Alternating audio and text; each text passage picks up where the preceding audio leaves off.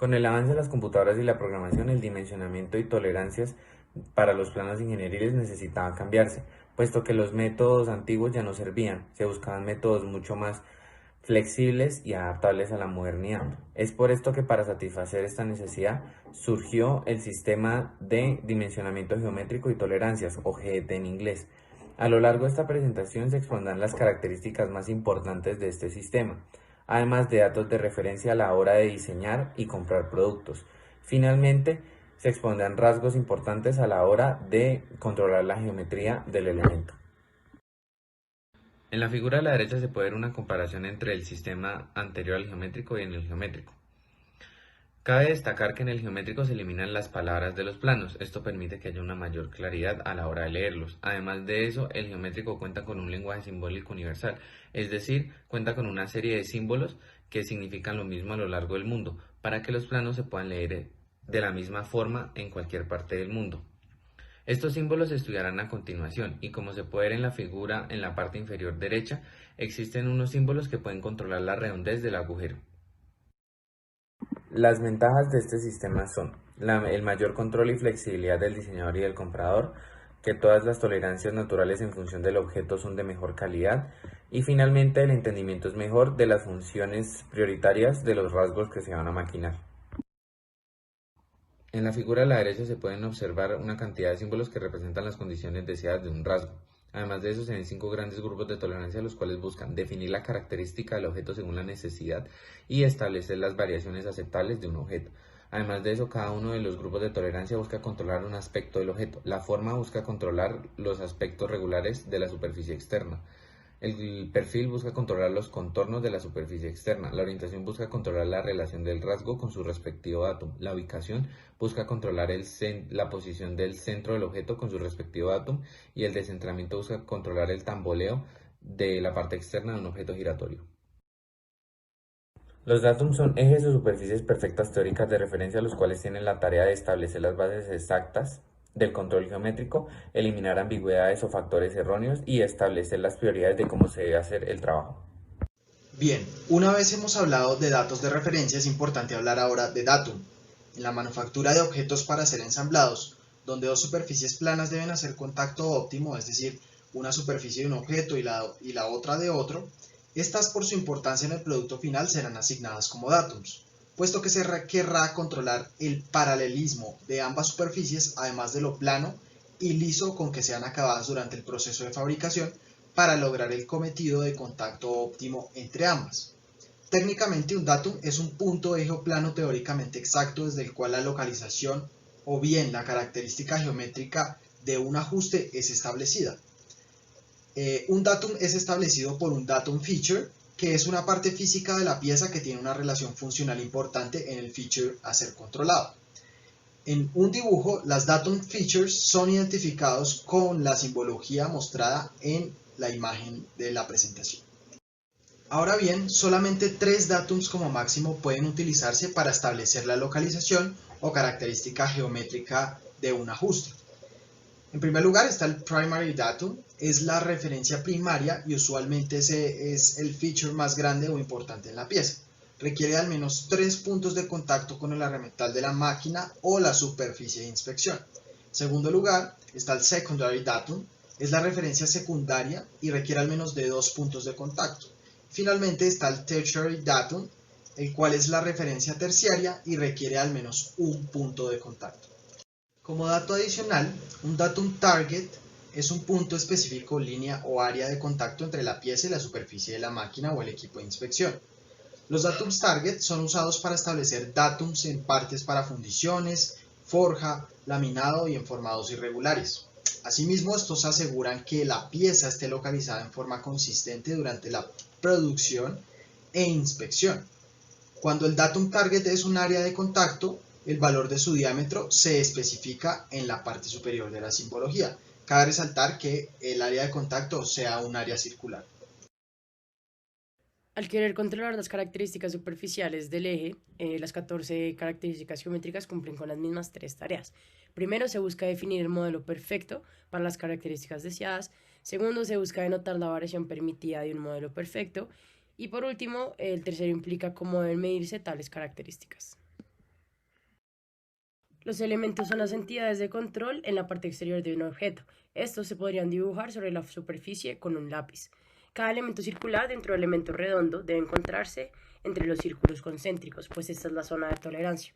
Hay un infinito número de elementos en cada superficie. Para encontrar la localización de un agujero perforado debemos seguir tres pasos. Primero, para un modelo perfecto, el objetivo para la ubicación del eje del agujero va a ser un punto. Segundo, la zona de tolerancia es definida alrededor de este objetivo.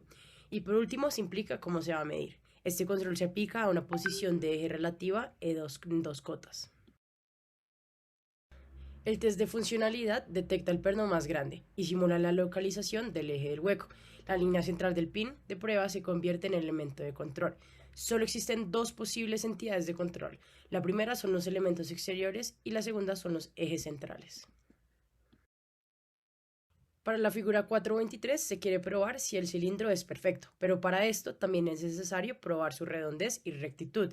Estas dos características están dentro de las 14 características geométricas. Cuando un control es un subconjunto de otro, se le llama incrustado. A continuación podemos ver el grupo 1 de control de formas.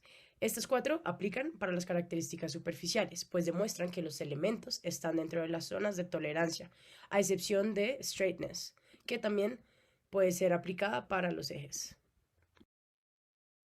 Para la prueba de rectitud se necesita una plantilla recta de calidad de calibre y se pone contra la superficie en dirección de control. Se busca que ninguna de las brechas sea mayor a 0.03 inches como se evidencia en la imagen. Continuando con la planitud en tres dimensiones, se tiene que esta planitud es la extensión tridimensional de la rectitud. Como se puede observar en la imagen, se debe tener una tolerancia de planitud de 0.2 milímetros. Adicionalmente, esta superficie debe ser plana dentro de una tolerancia de 0,2 milímetros. En control de redondez 2D, se tiene que la redondez se puede imaginar como la rectitud enrollada en un círculo perfecto. Como se puede observar en la imagen, cada elemento circular debe ser redondo y debe estar dentro de 0.005 pulgadas. Un control de redondez es un control de un solo elemento. Para control 3D de cilindridad, se tiene que es un control tridimensional de todos los elementos que extiende la redondez en una superficie cilíndrica. Como se puede observar en la imagen, la zona de tolerancia son un par de cilindros flotantes perfectos en los que están los elementos de la función controlada. Debe probarse que todo cilindro puede caber en dos cilindros de tolerancia. Para controles de contorno tenemos dos tipos diferentes: contorno de una línea, que como se puede observar en la imagen es similar a la redondez, y contorno de una superficie. Para contorno de una superficie se debe definir el modelo perfecto, ya sea en base al dimensionamiento estándar o una plantilla maestra. Para controles de orientación tenemos tres clases distintas: paralelismo, perpendicularidad y angularidad. Estos tres controles son casi iguales, cada uno define una relación angular perfecta con respecto a un dato. Las únicas diferencias radican en el ángulo en el que se encuentra el modelo con respecto al dato, si el control se aplica en una superficie o un eje, y si es un control de un solo elemento o de todos los elementos. El grupo 4 de controles de posición está compuesto por posición, concentricidad y simetría. En posición tenemos que este control define la posición perfecta del modelo, construye una zona de tolerancia y entiende la forma de medirla. Esto dependerá de las características a controlar. En esta figura, con las dimensiones básicas, definimos la posición y a continuación se especifica la zona de tolerancia, donde debe estar la línea central del agujero respecto a los datums A y B. La concentricidad controla el centro de dos objetos de eje a eje. Especifica que el centro de una característica debe estar dentro de una zona de tolerancia construida alrededor del eje de otra característica. Además, no se le puede otorgar tolerancia adicional.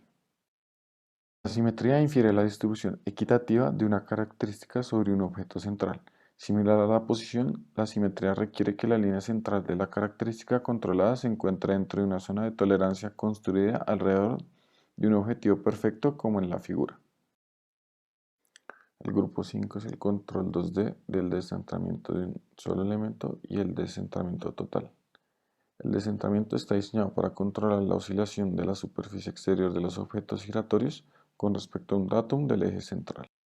El descentramiento bidimensional se puede aplicar a superficies redondas, como se muestra en la figura, que para estar dentro de la tolerancia no puede exceder 0.01 pulgadas. A continuación se explica el FIM. Para medir la desviación se coloca un indicador de cuadrante contra la superficie en cuestión y la pieza se gira 360 grados alrededor de su eje, midiendo el punto más alto y el punto más bajo. La diferencia entre estos se llama FIM. Para cumplir una tolerancia de descentramiento, el FIM de cada elemento probado no puede exceder la tolerancia. Esta es la versión tridimensional. Controla toda una superficie giratoria con respecto a un eje. Se prueba de la misma manera que la anterior, pero esta vez el indicador debe moverse sobre toda una superficie. Parece que concentración y descentramiento son lo mismo, pero son diferentes. Un ejemplo, considera un lóbulo de árbol de levas, su perfil debe girar alrededor de un centro exacto. Debe ser concéntrico, pero para que funcione correctamente el lóbulo tiene una cantidad de descentramiento diseñada. Finalmente, en conclusiones, tenemos que los datos son puntos de referencia que sirven para que los técnicos puedan entender de forma gráfica los ensambles de piezas que hayan podido quedar con imperfecciones superficiales después de su proceso de fabricación. Los elementos son las entidades de control de la superficie exterior y deben mostrarse dentro de la zona de tolerancia. Hay un número infinito de elementos en cualquier superficie. Para medir correctamente cualquier control geométrico, se debe determinar si requiere referencia de datum y si se aplica a elementos de superficie o a un eje. Y por último, es indispensable saber qué tipo de control se va a realizar teniendo en cuenta su geometría y su dimensión. Muchas gracias.